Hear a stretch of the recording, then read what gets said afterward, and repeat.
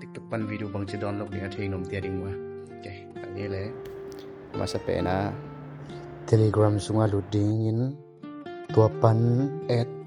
or saver ci Telegram pana zong link ma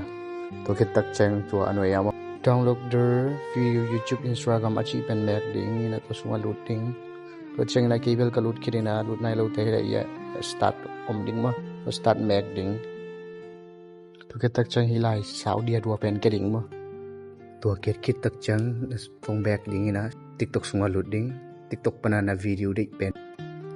share mek le chin to pan Telegram dok ding Telegram put ding ina dina start imek na to pena to na link pen khak ziau ding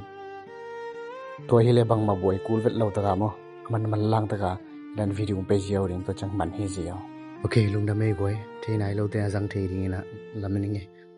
lungdam